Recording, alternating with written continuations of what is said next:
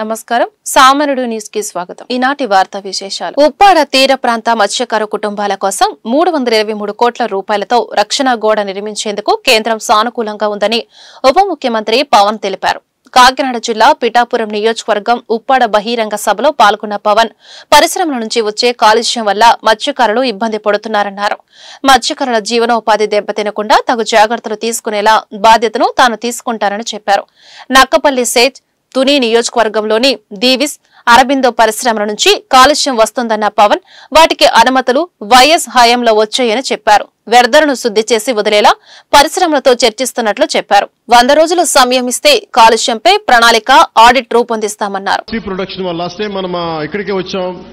అలాగే మనకి సెంట్రల్ నుంచి కోస్టల్ రెగ్యులేటరీ జోన్ అథారిటీ వాళ్ళని పిలిపించాం. సో పిలిపించినప్పుడు మనం పంపించిన ప్రతిపాదన 323 కోట్లతోటి రక్షణ గోడ నిర్మాణానికి కేంద్ర ప్రభుత్వం సానుకూలంగా ఉంది. దీనికి సంబంధించి ఈ నెల 14వ తారీఖున కేంద్ర గృహశాఖ కార్యదర్శి ఆధ్వర్యంలో ఢిల్లీలో ఈ మీటింగ్ జరగబోతోంది. నేను వారికి ఒకటే తెలియజేశాను, ఉప్పాడ తీర ప్రాంతం సంవత్సరానికి 20 నుంచి 25 మీటర్ల కోతకు గురవుతా ఉంది, ఉన్న ఇళ్లు పోతా ఉన్నాయి.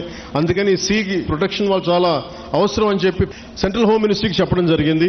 ఇది నేను మీకు మాట ఇచ్చాను మొన్న ఎలక్షన్ టైంలో కూడా, ఇప్పటికీ నేను మీకు మాట ఇస్తున్నాను. ఆల్రెడీ 14వ తారీఖు అయితే 323 కోట్ల రూపాయలు కాబట్టి ఇలా చేతిలో మంత్రదండం ఉన్నట్టుగా వెంటనే ఇలా నేను చెప్తే అయ్యేది కాదు. ఇది చాలా లేయర్డ్గా జరుగుద్ది. సో మొదట 2 మీటింగ్లు అయినాయి, ఇప్పుడు 3వ మీటింగ్ జరుగుతూ ఉంది. ఖచ్చితంగా నా నమ్మకం 323 కోట్ల రూపాయలు కేంద్ర ప్రభుత్వం మన సీ ప్రొటెక్షన్ వాళ్ళకి ఇవ్వబడుతుంది. ఇవి కాకుండా రాష్ట్ర విపత్తు నిర్వహణ సంస్థ మరియు మహాత్మా గాంధీ జాతీయ ఉపాధి హామీ పథకం ద్వారా ఉప్పాడ నుండి కొనపాపపేట వరకు వచ్చే ఈ మన 5,65 లక్షల రూపాయలతోటి తీర రక్షణ పనులు చేపడుతున్నాం. దాంట్లో భాగంగా పనులు కొంత ప్రారంభమైనవి. ఇది మీ దృష్టి కూడా తీసుకొస్తా ఉన్నాం. అసలు వాతావరణ కాలుష్యం అనేది ఇది చాలా ఇబ్బందికరమైనది అయిపోయింది. ముఖ్యంగా పరిశ్రమల వల్ల నుంచి వచ్చే విడుదలయ్యే రసాయనాలు కానీ, వాయు కాలుష్యం కానీ, శబ్ద కాలుష్యం కానీ, దానికి సంబంధమైన ప్రతి కాలుష్యం కూడా చాలా ఇబ్బంది పెడతా ఉంది. నేను ఒకటే తెలియజేస్తా ఉన్నాను, ముఖ్యంగా పెట్టుబడులు రావాలి, పరిశ్రమల్ని భయపెట్టకూడదు గత ప్రభుత్వం లాగా అని చెప్పి చాలా జాగ్రత్తగా సంయమనంతో తెలియజేస్తా ఉన్నాం. సరే, వాళ్ళ తప్పులు ఏదైనా ఉంటే సరిదిద్దుకునేలాగే ఒక ప్రయత్నం చేస్తా ఉన్నాం. సో నేనేమడిగానంటే, ముందు మీకు కొంత అవగాహన రావాలి కాబట్టి పరిశ్రమలు కనుక లేకపోతే ముందుకు తీసుకెళ్లాం అభివృద్ధి కావాలంటే ఎంతో కొంత పొల్యూషన్. కానీ మిగతా ప్రాంతాలు వేరు, కొత్తపల్లి ఉప్పాడ ప్రాంతం వేరు. మీ కష్టాల్లో నేను ఒక సాటి మత్స్యకారుడుగా ఉంటే ఇదే నా జీవనోపాధి ఎలా ఉంటుందో అది నేను మనస్ఫూర్తిగా అర్థం చేసుకొని నేను వారికి ఒకటే తెలియజేశాను. ఒకటి, ఈ నక్కపల్లి ఎస్సీజెడ్ కానీ, ఇప్పుడు వచ్చిన అరబిందో కానీ, దివీస్ కానీ, అటు డెక్కన్, ఇవన్నీ కూడా ఇది మన ప్రభుత్వం వచ్చినప్పుడు వచ్చినవి కావు. ఇవి 2005లో ప్రారంభించిన పరిశ్రమలు ఇవన్నీ. వైఎస్ రాజశేఖర రెడ్డి గారు ప్రారంభించిన ఇవన్నీ. ఇది జనసేన కానీ మిగతా మన పార్టీలు ఎవరు కూడా చేసింది కాదు. ఇక్కడ రాష్ట్రంలో మానసిక వ్యాధుల సంఖ్య పెరగడం ఆందోళన కలిగించే విషయమని వైద్యారోగ్య శాఖ మంత్రి సత్యకుమార్ యాదవ్ అన్నారు. విజయవాడ ఐఎంఏ హాల్లో నిర్వహించిన ప్రపంచ మానసిక ఆరోగ్య దినోత్సవంలో మంత్రి పాల్గొన్నారు. సమాజంలోని 10 ప్రధాన వ్యాధుల్లో మానసిక వ్యాధిని కూడా చేర్చినట్లు చెప్పారు. సమాజానికి సైకాలజిస్టులు, సైక్రియాటిస్టులు సేవలు ప్రశంసనీయమని కొనియాడారు. మానసిక వ్యాధుల అడ్వైజరీ బోర్డుకు డాక్టర్ ఇడ్ల రామసుబ్బారెడ్డిని చైర్మన్ గా నియమిస్తున్నామని తెలిపారు. మానసిక వ్యాధులతో బాధపడుతున్న జనాభా శాతం ఎక్కువ. ఇటీవల వరల్డ్ హెల్త్ ఆర్గనైజేషన్ విడుదల చేసిన నివేదిక ప్రకారం ప్రపంచవ్యాప్తంగా 97 కోట్ల మంది వివిధ రకాల మానసిక జబ్బులతో బాధపడుతున్నట్టుగా తెలుస్తుంది. యాంగ్జైటీ డిజార్డర్ కానీ, డెవలప్మెంటల్ డిజార్డర్స్ కానీ, డిప్రెసివ్ డిజార్డర్స్ కానీ, లేదా attention deficit hyper activity disorders, అనేక ఈటింగ్ డిజార్డర్స్ కూడా, ఇటువంటి అనేక రకాలైన జబ్బులతో ఇవాళ బాధపడుతున్నారు. అంచనా ప్రకారం దాదాపు 30 కోట్ల మంది యాంగ్జైటీ డిజార్డర్స్తో, దాదాపు 24 కోట్ల మంది డిప్రెసివ్ డిజార్డర్తో, 2,40,00,000 మంది సిజోఫీనియాతో, దాదాపు 1,40,00,000 మంది ఇవాళ ఈటింగ్ డిజార్డర్ లాంటి వ్యాధులతో కూడా బాధపడుతున్నారు. బయటికి కనిపిస్తున్న వ్యాధులు గుర్తించవచ్చు, వాటికి సరైన సమయంలో చికిత్స అందించవచ్చు. కానీ మానసిక జబ్బులతో బాధపడుతున్న వాళ్ళని గుర్తించకపోవడం వల్ల ఇవాళ తీవ్ర ఇబ్బందులు, దాని కారణంగా అనేక మంది ఆత్మహత్యలు కూడా పాల్పడుతున్న విషయం మనం గమనిస్తున్నాం. ఇది ధనికులకి పేదలకని కాకుండా ప్రతి ఒక్కరు కూడా సమాజంలో ఈ మానసిక జబ్బులతో బాధపడుతున్నారు. మన దేశంలో చూస్తే దాదాపు 15 కోట్ల మంది దాకా ఇటువంటి రకరకాల మానసిక జబ్బులతో బాధపడుతున్నట్టుగా నివేదికలు చెప్తున్నాయి.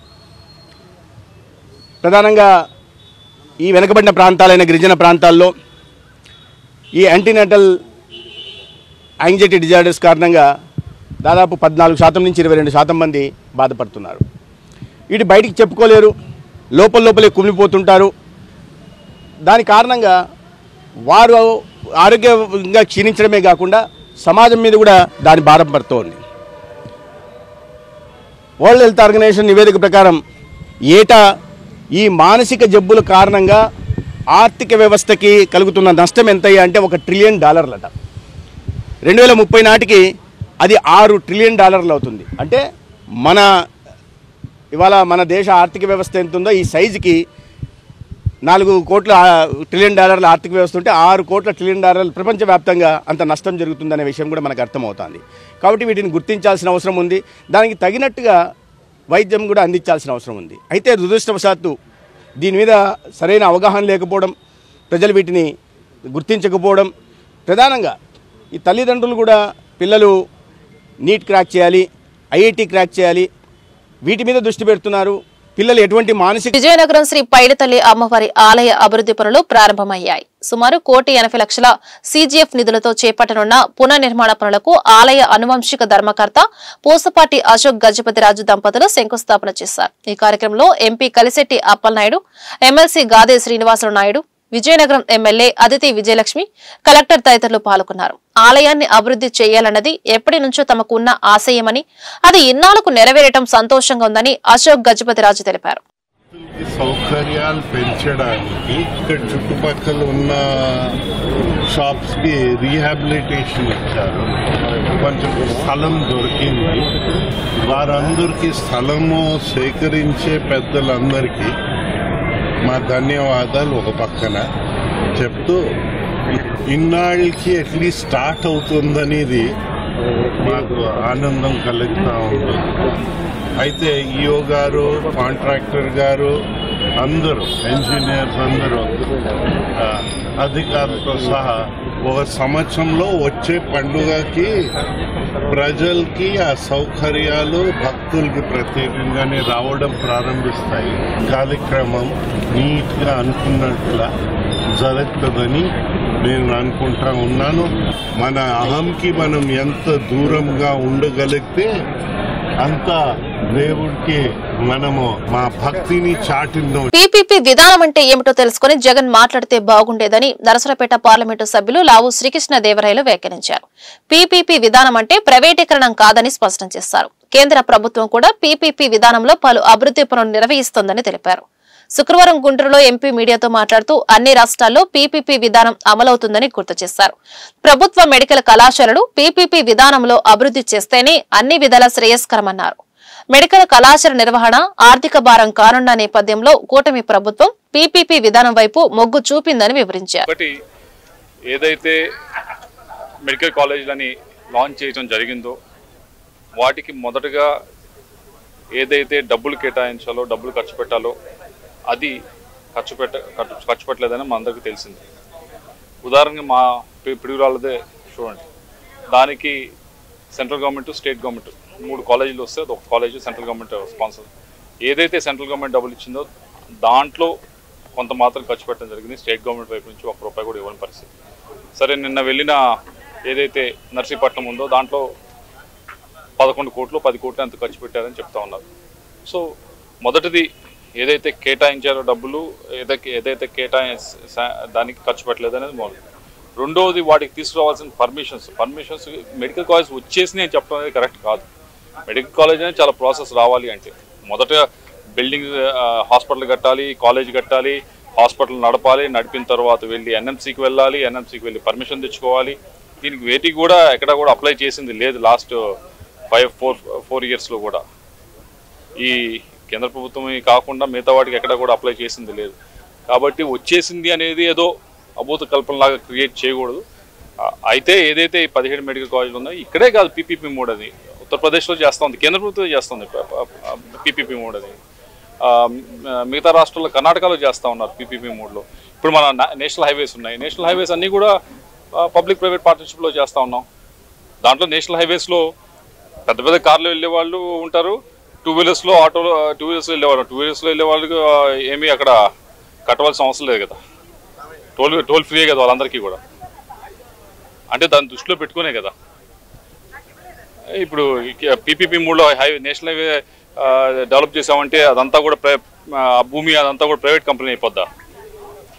ప్రభుత్వం దగ్గరే ఉంటుంది, రోడ్డు మాత్రం వాళ్ళు డెవలప్ చేస్తారు. అలానే ఇది కూడా ఇదేదో పబ్లిక్ ప్రైవేట్ పార్ట్నర్షిప్ అంటే మొత్తం ప్రైవేట్ అవటం అని కాదు కదా. ఇప్పుడు పోర్టులు చేస్తూ ఉన్నారు.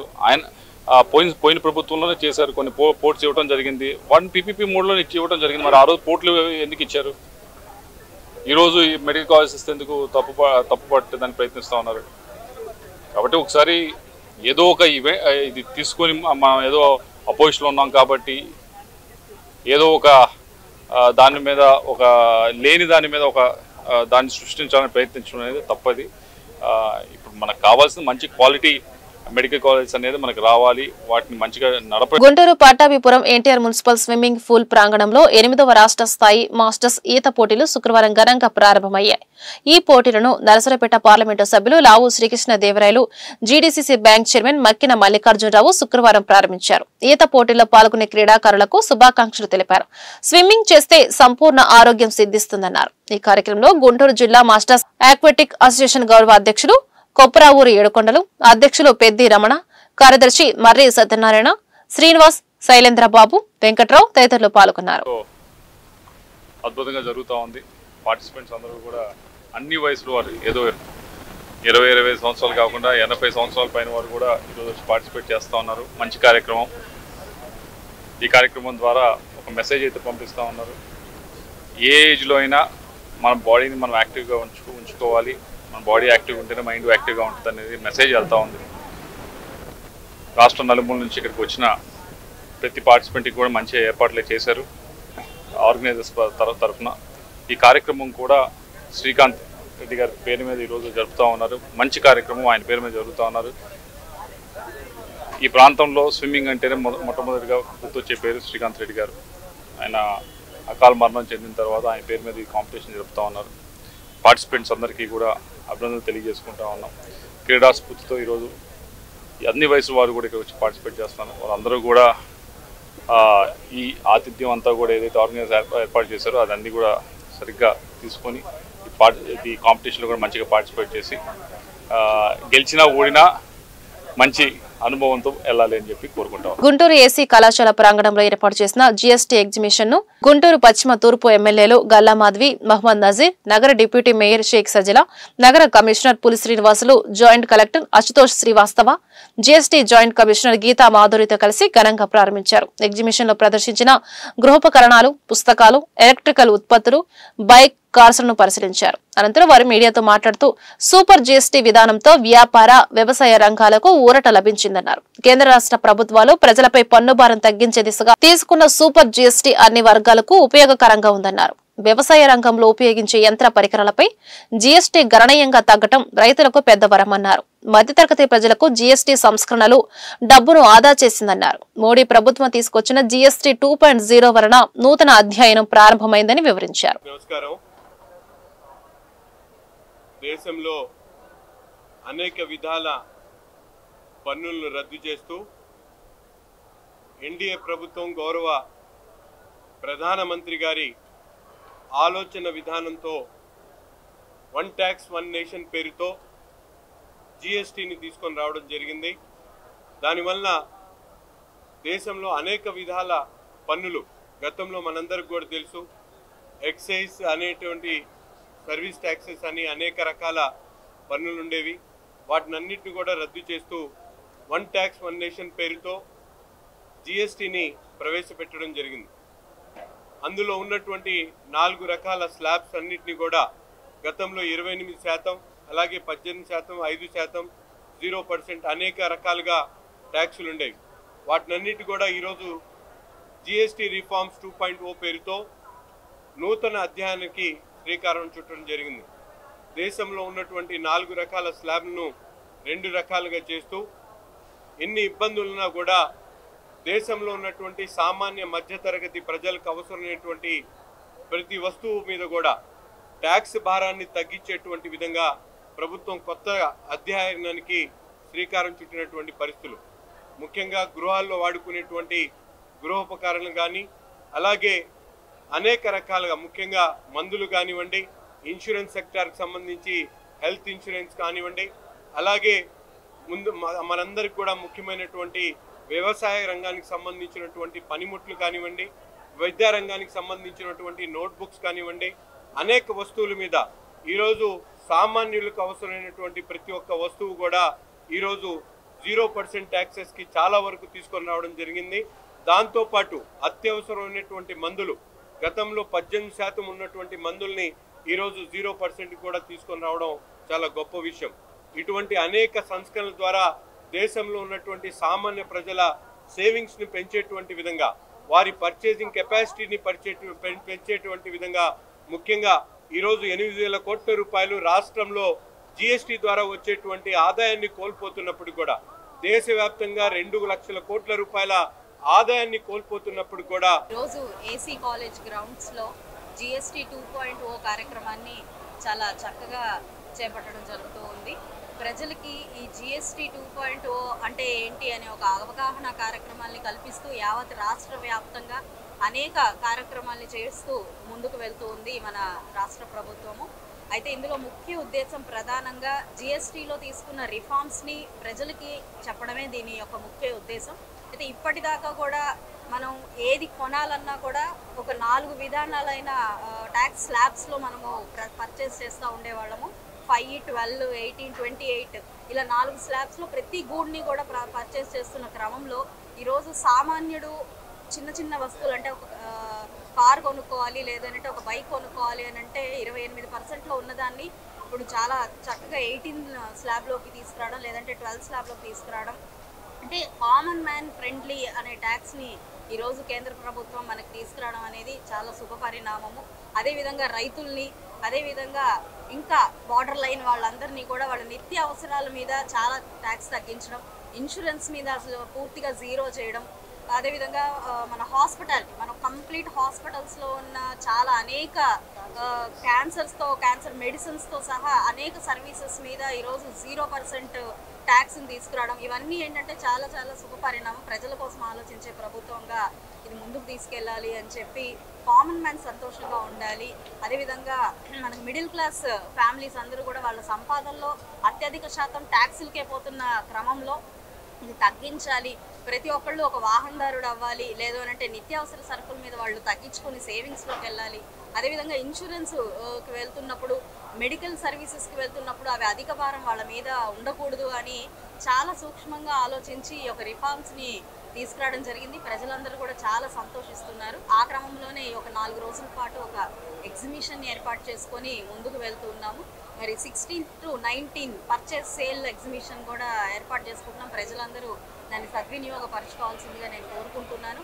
అయితే ఇంకా హాస్పిటల్స్ లేదంటే అదర్ ప్లేసెస్లో ఈ అవేర్నెస్ లేక కూడా కొంత ఇబ్బంది పడుతున్న పరిస్థితి కనపడుతూ ఉంది. దానికోసమే మనకి ఇటు సేల్స్ ట్యాక్స్ కమిషనర్ డిపార్ట్మెంట్ తరఫు నుంచి కూడా ఇన్స్టాగ్రామ్ నుంచి లేదా సోషల్ మీడియా నుంచి పాంప్లెట్స్ రూపంలో ఇలాంటి ఎగ్జిబిషన్, ముఖ్యంగా పేద మరి మధ్యతరగతి కుటుంబాల యొక్క ఆదాయ స్థితిగతులు అందరికీ తెలుసు. మరి ఈరోజు భారత ప్రభుత్వం తీసుకున్నటువంటి చాలా ప్రతిష్టాత్మకమైనటువంటి నిర్ణయము, ప్రజలకు ఉపయోగపడే నిర్ణయము ఈ జిఎస్టీ తగ్గింపు అనేది. తద్వారా ప్రతి కుటుంబం యావరేజ్గా 15,000 రూపాయలు సంవత్సరానికి ఆదాయం చేకూర్చుకుంటుంది. దీన్ని మరి పెద్ద ఎత్తున ప్రజలకు తెలియజేసి, ప్రజల్లో అవేర్నెస్ క్రియేట్ చేసి, ఈ జిఎస్టీ తగ్గినందువలన ఏ వస్తువుల మీద తగ్గుతుంది, తద్వారా ఎంత కొనుగోలు శక్తి పెరుగుతుంది అనేది మరి ఒక అవేర్నెస్గా క్రియేట్ చేయాలని చెప్పేసి మరి లాస్ట్ మంత్ స్టార్ట్ అయినటువంటి ప్రోగ్రామ్ ఈ నెల 19వ తేదీ వరకు మన గౌరవ ముఖ్యమంత్రి గారు చాలా ప్రతిష్టాత్మకంగా తీసుకొని ఈ ప్రోగ్రామ్ని ముందుకు తీసుకెళ్తున్నారు. దాంట్లో భాగంగా ఈరోజు గుంటూరు నగరపాలక సంస్థ పరిధిలో జిల్లా ప్రోగ్రామ్ అయినప్పటికీ కూడా మనం ఇక్కడ ఏసీ కాలేజ్ ప్రాంగణంలో ఒక 2 రోజుల పాటు ఇక్కడ ఉన్నటువంటి అన్ని రకాల వస్తువులను ఎగ్జిబిట్ చేయటం, మరి కొనుగోలుదారులు ఎవరైతే ఉన్నారో వాళ్ళందరూ కూడా ఇక్కడికి వచ్చి తగ్గింపు అంటే ఇంతకుముందు 100 రూపాయలు ఉన్న వస్తువు ఇప్పుడు ఎంతవరకు తగ్గింది ప్రతి కేటగిరీలో అనేది కూడా వాళ్ళు ఎక్స్ప్లెయిన్ చేస్తారు. తద్వారా వాళ్ళు తెలుసుకొని ఈ రోజు కాకపోయినా కూడా తర్వాత వాళ్ళు షాప్స్లో కానీ లేకపోతే మాల్స్లో కానీ ఆ వస్తువులు కొనుక్కునేదానికి కూడా ప్రయత్నం చేయొచ్చు. దీనిలో మనం రాష్ట్ర ప్రభుత్వం ముఖ్యంగా ఈ ప్రోగ్రాం మీద బాగా దృష్టి పెట్టి మరి ప్రజలకి మరి గవర్నమెంట్ ఇచ్చినటువంటి ఈ రిజల్ట్ అంటే ఈ ప్రతిఫలం ఏదైతే ఉందో అది అందరికీ తెలియజేయాలన్న ఉద్దేశంతో మరి పెద్ద ఎత్తున ప్రతిరోజు కూడా కొన్ని కార్యక్రమాలు చేస్తున్నాము. మీ అందరికీ తెలుసు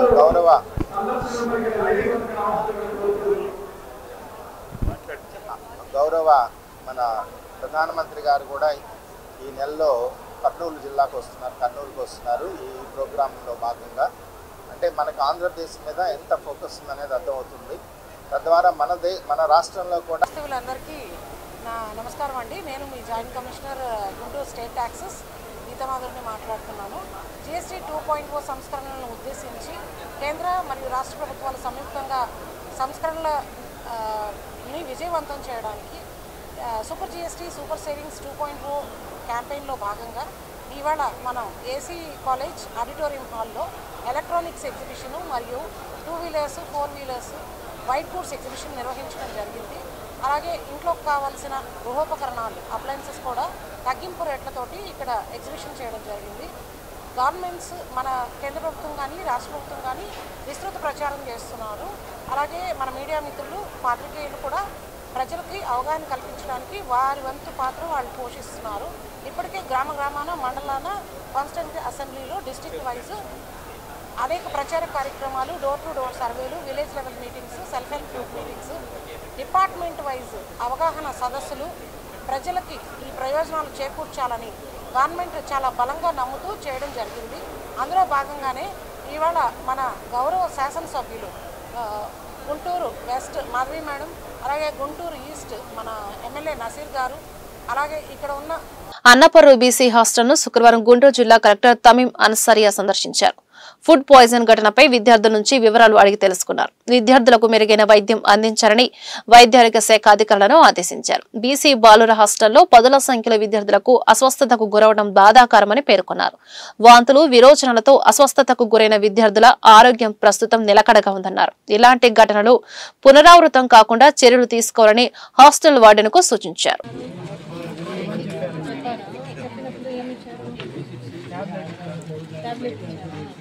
ఎన్ని గంటలు ఉంటుంది? 12 కొన్నామంటే మా క్లాసు ఎన్ని గంటలు 8 గంటలలో ఉంటారా?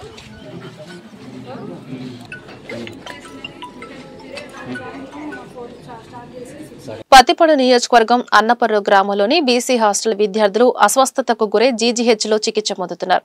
ఈ నేపథ్యంలో బీసీ సంక్షేమ శాఖ మంత్రి సవిత స్థానిక ఎమ్మెల్యే బూర్ల రామాంజనులతో కలిసి జీజీహెచ్లో చికిత్స పొందుతున్న విద్యార్థులను పరామర్శించారు. జీజీహెచ్ సూపరింటెండెంట్ను డాక్టర్లు విద్యార్థుల ఆరోగ్య పరిస్థితి గురించి అడిగి తెలుసుకున్నారు. ఈ సందర్భంగా వారు మాట్లాడుతూ బీసీ హాస్టల్లో 108 మంది విద్యార్థుల్లో 56 మంది అస్వస్థతకు గురయ్యారని తెలిపారు. కడుపులో నొప్పి, వాంతులు, విరోచనాలతో బాధపడుతున్న విద్యార్థులను హాస్టల్ సిబ్బంది వెంటనే జీజీహెచ్కి తరలించారని చెప్పారు. విషయం తెలుసుకున్న స్థానిక ఎమ్మెల్యే జిల్లా కలెక్టర్ హాస్టల్ను సందర్శించి విద్యార్థుల ఆరోగ్య పరిస్థితిని అడిగి తెలుసుకున్నారని చెప్పారు. మెరుగైన వైద్య చికిత్స విద్యార్థులకు అందించాలని జీజీహెచ్ సూపరింటెండెంట్కు ఆదేశాలు జారీ చేసినట్టు తెలిపారు. సీఎం చంద్రబాబు నాయుడు ఈ ఘటనపై తక్షణమే స్పందిస్తూ విద్యార్థుల ఆరోగ్య పరిస్థితి గురించి ఎప్పటికప్పుడు సమాచారం ఇవ్వాలని చెప్పినట్లు తెలిపారు. అస్వస్థతకు కారణాలను తెలుసుకునేందుకు వాటర్, ఫుడ్ కంటైనర్లను సేకరించి పరీక్ష నిర్వహిస్తున్నామని తెలిపారు. ఇలాంటి సంఘటనలు మరలా పునరావృతం కాకుండా చర్యలు తీసుకుంటామని తెలిపారు.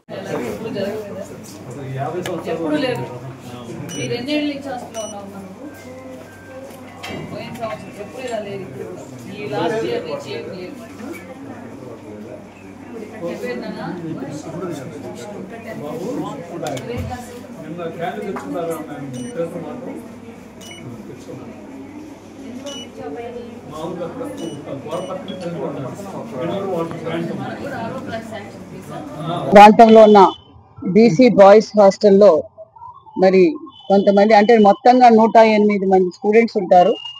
108 మంది స్టూడెంట్స్ లో మరి 56 మందికి మిడ్ నైట్ 2 గంటల నుంచి వామిటింగ్స్, మోషన్స్ అనే విషయాన్ని తెలియజేయడం, మరి ఇమీడియట్ గా అక్కడ ఉన్నవారు సిబ్బంది కూడా మార్నింగ్ కంటే డాక్టర్స్ అలర్ట్ చేశారు. మాకు కూడా మార్నింగ్ ఇన్ఫార్మ్ చేశారు.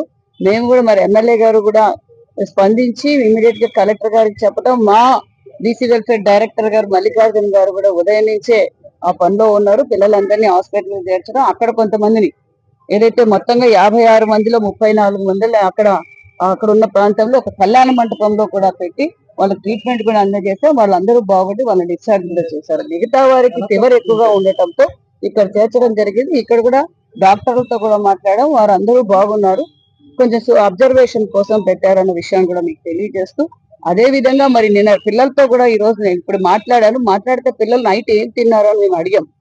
ఎప్పుడు ఇలాంటివి జరగలేదు, ఈ మధ్య కాలంలో ఎప్పుడూ జరగలేదు.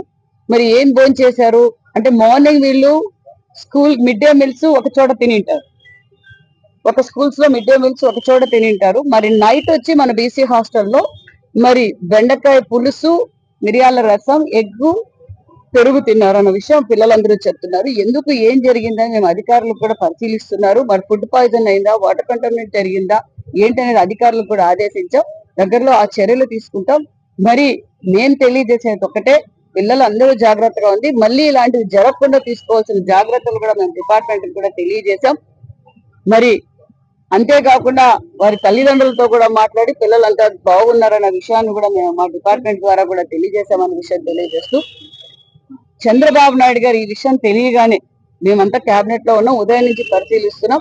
మరి నన్ను, మా సెక్రటరీ గారిని, మరి ఎమ్మెల్యే గారితో కూడా మాట్లాడి పిల్లలకి ఏ ఇబ్బంది పడకుండా మళ్ళీ ఫ్యూచర్ లో కూడా ఏ వెల్ఫేర్ హాస్టల్స్ లో కూడా ఇలాంటివి రాకుండా చూసుకోండి అని కూడా తెలియజేశారు. ఖచ్చితంగా ఇలాంటివి ఇచ్చాము. తర్వాత సెక్రటరీ గారికి కూడా ఇచ్చాం. సెక్రటరీ గారిని కేబినెట్ ఉన్నా కూడా సీఎం గారు ప్రత్యేకంగా మీరు వెళ్ళి అక్కడ పరిస్థితులు చక్కదిద్దండి అనేసి ఆదేశించారు. సీనియర్ ఆఫీసర్ సత్యనారాయణ గారు సెక్రటరీ బీసీ వెల్ఫేర్ రావడం, అక్కడ అన్ని విధాలుగా కోఆర్డినేట్ చేయడం అనేటువంటిది కూడా జరిగింది. అక్కడ స్థానికంగా ఉన్నటువంటి మా నాయకులు, తర్వాత అధికారులు అందరూ కూడా ఈ పిల్లలకు జరిగినటువంటి అస్తవ్యస్తను కొంత చక్కదిద్దడం జరిగింది. 51 మందికి వాస్తవానికైతే ఒక 18 మందికి మాత్రమే తీవ్రత ఉంది. మిగిలిన పిల్లలు పానిక్ గా మాకు కూడా ఉందేమో అనేటువంటి దాంతో కొంత ఆందోళన చెందడం అనేటువంటిది జరిగింది.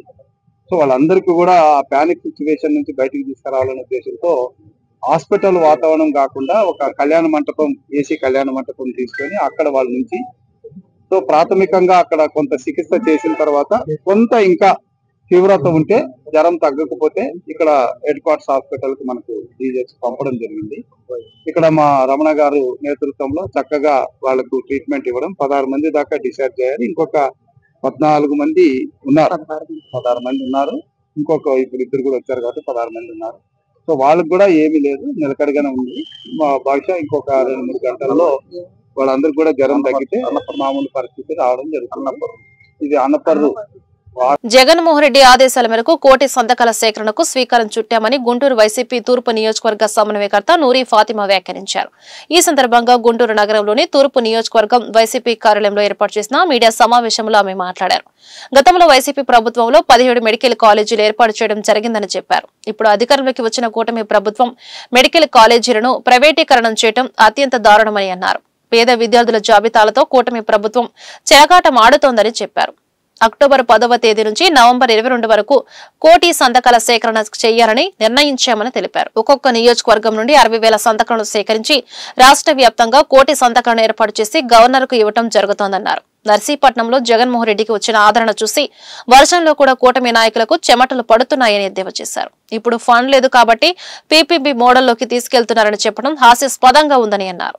కూటమి ప్రభుత్వం అసమర్థత 14 నెలల్లోనే ఆంధ్రప్రదేశ్ ప్రజలకు అర్థమైందని అన్నారు. రానున్న రోజుల్లో కార్యాచరణను మరింత ఉధృతం చేస్తామని చెప్పారు. ఆదేశాల మేరకు కోటి సంతకాల సేకరణ మెడికల్ హెల్త్ కాలేజెస్ సంబంధించి medical colleges 17 medical college Jaganmohan Reddy గారి హయాంలో ఆయన తీసుకొని వచ్చి ఆయన శంకుస్థాపన చేసి దాంట్లో 5 కాలేజెస్ ఈరోజు దాంట్లో మరి అడ్మిషన్స్ జరుగుతున్నాయి, పిల్లలు చదువుకుంటున్నారు, మెడికల్ స్టూడెంట్స్ అంతా జరుగుతుంది. చాలా చక్కగా జరుగుతున్న దాన్ని నిజంగానే ఈ రాష్ట్రాన్ని మరి రాష్ట్ర ప్రజలకు కానీ చదువుకునే వాళ్ళకి కానీ అందరికీ అన్యాయం చేస్తున్నారు అని అంటే ఈ కూటమి ప్రభుత్వం మాత్రమే. వాళ్ళ లక్ష్యం ఒకటే, ఏంటంటే పేదవాళ్ళు చదువుకోకూడదు, పేదవాళ్ళు ఉన్నత స్థాయికి వెళ్ళకూడదు. రాష్ట్రంలో జగన్మోహన్ రెడ్డి గారు పేదవాళ్ళకి ఉన్నత స్థానానికి వెళ్ళాలని చెప్పి ఏ విధంగా పెద్దపీట వేసి మెడికల్ కాలేజెస్ తీసుకొని వచ్చారో ఈరోజు దానికి భిన్నంగా దానికి ఆపోజిట్గా మరి చంద్రబాబు నాయుడు గారు దాన్ని ప్రైవేటీకరణ పీపీపీ మోడ్ ఎందుకు చేస్తున్నారు? వాళ్ళ జేబుల్లో డబ్బులు వెళ్ళాలని లేకపోతే వాళ్ళ సొంత వాళ్ళకి వాళ్ళు అంటకట్టాలనే ఉద్దేశం తప్ప పేదవాళ్ళకి మంచి చేద్దామనే ఉద్దేశం అయితే ఈ కూటమి ప్రభుత్వంలో ఉన్న నాయకులకి చంద్రబాబు నాయుడు గారు కానీ లేకపోతే పవన్ కళ్యాణ్ గారు కానీ లేకపోతే లోకేష్ గారు కానీ ఎవరికి లేదు. మేము దీనికోసం పోరాటానికి మొదలుపెట్టాం. ఎందుకంటే బతిమాలాం, చెప్పాం, రే బాబు నిన్న మరి జగన్మోహన్ రెడ్డి గారు మెడికల్ కాలేజ్ లేదని చెప్పిన స్పీకర్ గారు ఏమైపోయారు? జగన్మోహన్ రెడ్డి గారి మీద సవాల్ విసిరారు కదా. సవాల్ విసిరిన నాయకుడు ఏరి బెటర్ ఈ మాట చెప్పినందుకు రాజీనామా చేస్తే బెటర్ అనుకుంటా. ఎందుకంటే నిలకడ లేని పార్టీ ఏదైనా ఉంది అని అంటే అది తెలుగుదేశం పార్టీ మాత్రమే. ఎందుకంటే చంద్రబాబు నాయుడు గారు అబద్ధాలు చెప్తారు, లోకేష్ గారు అబద్ధాలు చెప్తారు, పవన్ కళ్యాణ్ గారు అబద్ధాలు చెప్తారు. మరి వాళ్ళ నాయకులు కూడా వాళ్ళని చూసి ఇన్స్పైర్ అయ్యి వాళ్ళు కూడా అబద్ధాలు చెప్పడం మొదలుపెట్టారు. నిజంగానే ఈరోజు నిజంగా సిగ్గుచేటుగా ఉంది. ఒక ఉన్నతమైన పదవిలో ఉండి మరి ఈరోజు సవాల్ విసిరిన వాళ్ళు సవాల్ని స్వీకరించలేక మొహం తిప్పేసి నిన్న జగన్మోహన్ రెడ్డి గారు అక్కడికి వెళ్ళినప్పుడు మెడికల్ కాలేజ్ దగ్గరికి వెళ్ళినప్పుడు ఏమైపోయారబ్బా మీ టీడీపీ నాయకులు? మేము అడుగుతుంది అదే మిమ్మల్ని. మీరేదో మాట్లాడాము, మేము హీరోయిజం చూపించాము అని అనుకుంటారు, కానీ నిన్న దెబ్బకి నిజంగానే అందరికీ వర్షంలో కూడా చెమటలు పట్టుంటాయి ఒక్కొక్క నాయకుడికి. మరి కూటమి ప్రభుత్వం నిర్లక్ష్యం వల్లనే రాష్ట్రంలో ప్రజల ప్రాణాలు పోతున్నాయని వైసీపీ నాయకులు షేక్ నూరి ఫాతిమా, బలసాని కిరణ్ కుమార్ ఆగ్రహం వ్యక్తం చేశారు. గుంటూరు జిల్లా పెదనందిపాడు మండలం అన్నపర్రు గ్రామంలోని బీసీ సంక్షేమ బాలుర వసతి గృహంలో ఫుడ్ పాయిజన్ వల్ల 47 మంది అస్వస్థతకు గురై గుంటూరు జీజీహెచ్లో చికిత్స పొందుతున్న విద్యార్థులను వారు పరామర్శించారు. అనంతరం వారు మీడియాతో మాట్లాడారు. ఆంధ్రప్రదేశ్ రాష్ట్రంలో ప్రజల ప్రాణాలకు విలువ లేకుండా పోతుందని ఆవేదన వ్యక్తం చేశారు.